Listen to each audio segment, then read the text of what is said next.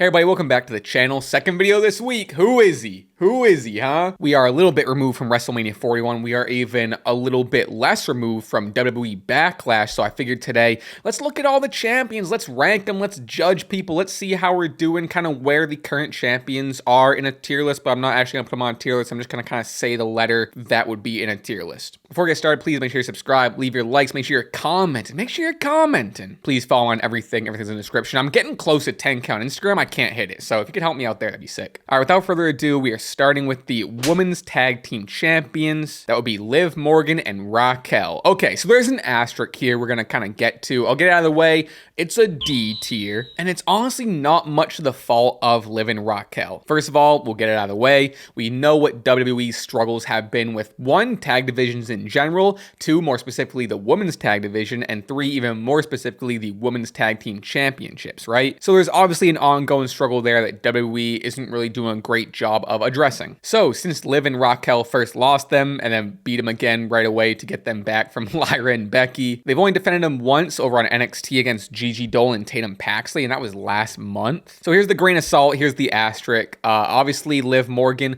is away shooting a movie. We don't know how long she's gonna be away for, a little bit of time. Could you argue they should have taken the belts off them? Maybe. They probably wouldn't be doing anything with the belts anyway. I like Raquel still holding on to one in Judgment Day segments, and in this case, it doesn't seem like they're going to be defended in any way, shape, or form while Liv is absent, so it kind of just forces them to be a D tier. I hope they can pick it up, but yeah, I mean, Liv's one half the team isn't there, so what are you gonna do? All right, next is the WWE Tag Team Champions of the Street Profits. They defeated DIY in March to get them. They defended against Pretty Deadly in a pretty good match. Then there was a DQ defense against Morrissey Machine Guns, doesn't count, leading into nothing at Mania, but the great banger of a match, of a TLC match over on SmackDown after Mania. And again, not to reiterate kind of WWE's struggles with the tag team divisions as a whole and the tag titles as a whole, the men's SmackDown division is at least solid, and there was a little focus, and there has been a little focus to them. It ebbs and flows for sure. However, of all those struggles and of all tag team stuff, this is the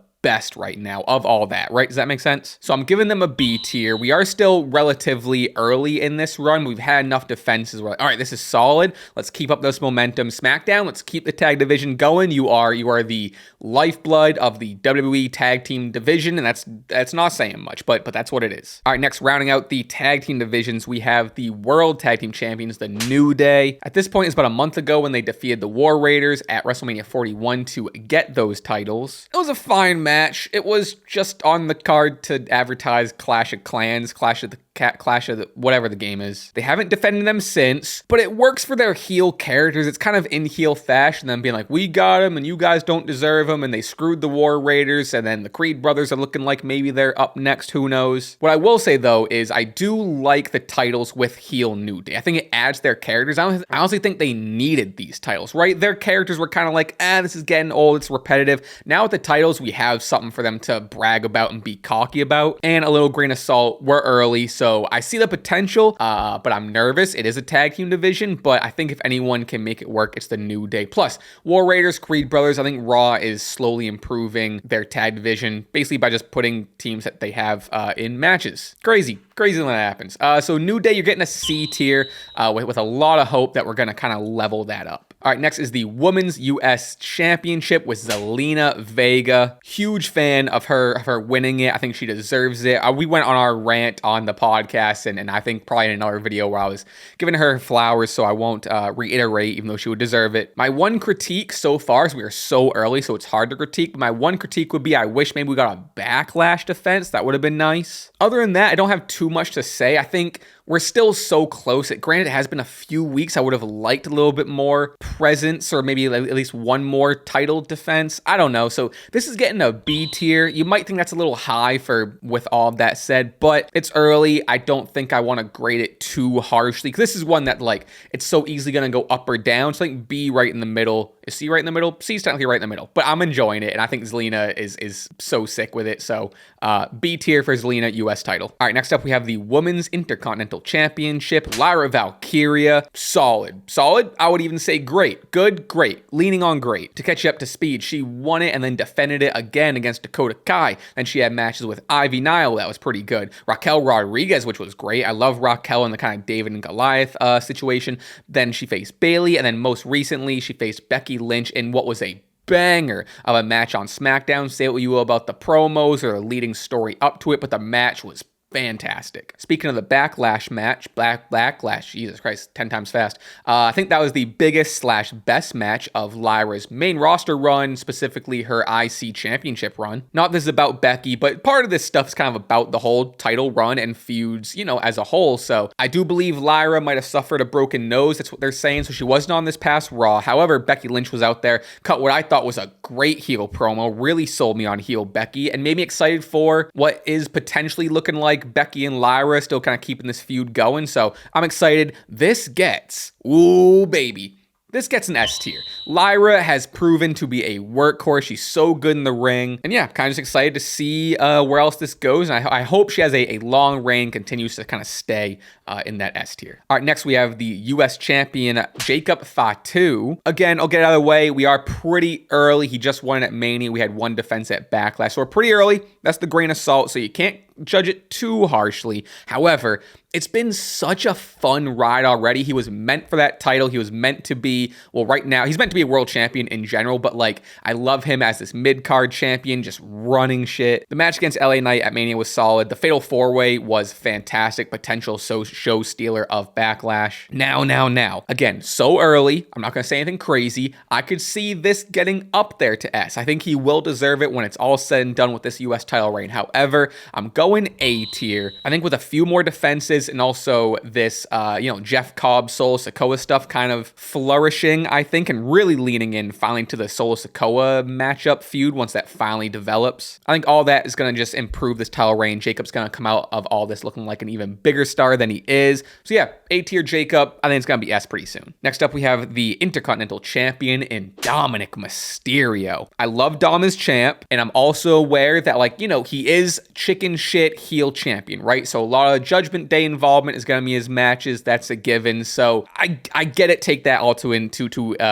consideration. Him winning it at Mania jumps this up so high. It was such a magical moment is the only way I can think to describe it. He's so solid carrying the title, whether it's on TV wrestling, in the back doing Judgment Day stuff, or even outside doing media or doing outside WWE sort of stuff. He's always holding that belt. He's always in character. I think it's a great run. It's only going to improve, and his ranking is only going to go up from here. However, with all that said, I do think him and Penta in both their matches left a lot on the table. I think if we get a third match out of them, I really hope they let go, right? They're given the opportunity to go. Maybe less Judgment Day involvement would be nice. I get it's his character. It's part of the whole shtick. So with all that said, we are at B right now because I am really enjoying it. I am just looking forward to him kind of growing into this title a little bit more, All right, next up we have the WWE Women's Champion, Tiffany Stratton. This is a tough one. I love Tiffany as champion. The cash-in at this point months ago was huge. I think so far she's the longest reigning champ on this list, or of anyone we talked about. I have enjoyed it. I wish it was better, admittedly. She had an okay match at WrestleMania 41 against Charlotte. I think expectations were definitely higher than what it delivered on. Personally, I'm just chalking that up to a lack of chemistry. Right now, it looks like we're leaning back into a Nia Jax feud, which does make sense to kind of tie a ribbon bow on that sort of feud. And then after that, it seems like we're waiting in line for a Naomi and or Jade feud to develop, whether it's all three or someone. I don't really know. Unfortunately, it does seem like for whatever reason, WWE / the story of Tiffany has cooled down post-Mania. I don't know. Not everyone can be on top and on fire the whole time. Things ebb and flow. Things go hot and cold. But I would like for Tiffany to feel like a massive deal again. And I don't know. Maybe it's just me, but for some reason it doesn't feel like, it feels like we've come down a lot of steps since Mania, and I think we need to get back up there. So with all that said, Tiffany Stratton is sitting at a C.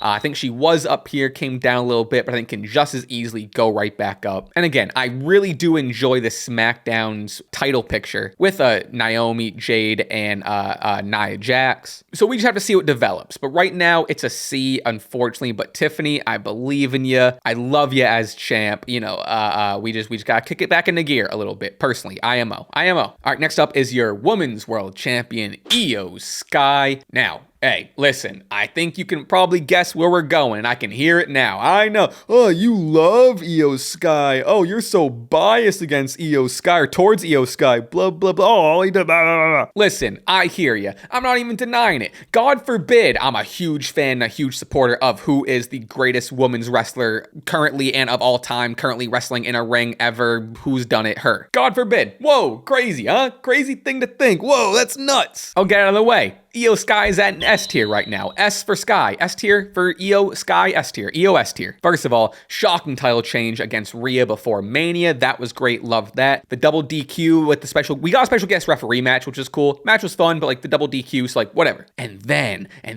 we had a banger, maybe the best match of the whole weekend with Rhea Ripley, Bianca Belair, and Io Sky. Io Sky retaining it. I think a lot of people had her pegged as the underdog, or maybe just like not the one that they thought was going to walk out of Mania with the title. Proved everyone wrong. Bang. Winner. Banger of a match. Then, following night, or I forget which night it was on, but regardless, Raw after Mania, I think it was the following night, Raw after Mania, a banger of a match with NXT champion Stephanie Vaquer. And then, what happened next week? Whoa, crazy. Banger of a match with Roxanne that led into more stuff. Regardless, what I'm saying is I love where Roxanne's position. She feels like a massive deal. She's being treated as a world champion, as a huge deal. And this is what you want from your champion. This is what you want coming out of Mania and the matches she has had from the past weeks, right? And look, people are going to criticize and have been criticizing them sticking with Rhea for the potential title feud. I'm fine with it. Those two have great chemistry. I'm excited to see them tear it down again. Does Rhea get the title back? I don't know. Who knows? But I'm enjoying where we're at right now with Io Sky.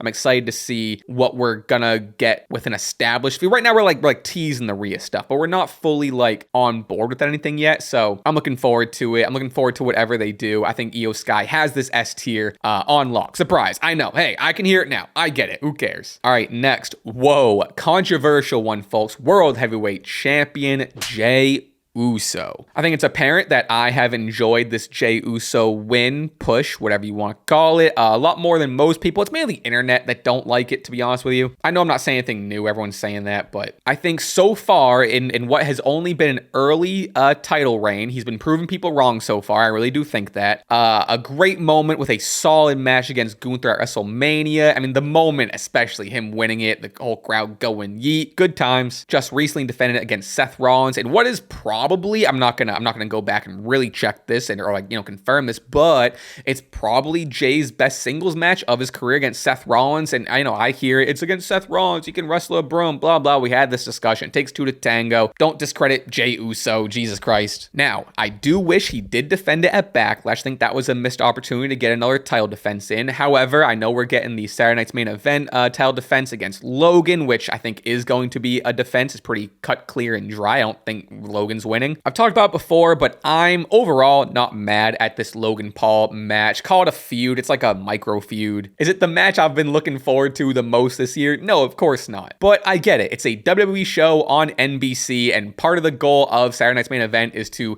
gain a new audience or tap into the mainstream and show people the product. What better to do that than Jey Uso, who's super over, versus Logan Paul, who's Logan Paul? We don't need to get into it. On top of that, Logan Paul is a massive heel. People hate him. It's just going to add to Jay's babyface title run. Now, what I will say, I think it's very important for Jay and Logan to deliver on Saturday. Is that this Saturday? When is it? On whatever Saturday it is. And then does Jay not only need to deliver on that, they need to deliver on not only the build up to June 9th and also the match against Gunther on June 9th, because there's a lot of people and a lot of eyes on Jey Uso that are ready to tear him down. One slip up, one bad match, one this whatever, and everyone's gonna be like, oh, Jay sucks, worst world champion, da-da-da. For whatever reason, people are at the ready to do so. So I think it's really important. It's a lot of pressure, I get it, but I think it's really important for the next few weeks, months, etc., whatever, for Jay and whoever he's going against to really deliver. Jay especially speaking, it's important for him to deliver, and not only deliver, but capitalize on this title run and what he's doing with it. Because personally, I'm enjoying it, but like I understand where people are coming from. Not fully, to be honest with you, but I want Jay to continue to prove those people wrong, is basically what I'm saying. Did I say what grade he has? He has an A tier. I'm not crazy. I'm not going to put an S tier. We are still very early in it.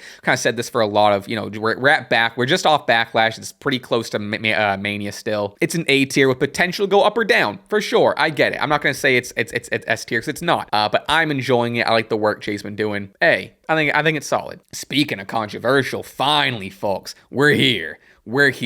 WWE Champion John Cena. Where are we? What do we think? And before I even say it, I want you to let me know in the comments. Where are we? What's the ranking here? I'll give you a second. Type it in. Blah, blah, blah. Enter. Okay, we got them all in. We're good.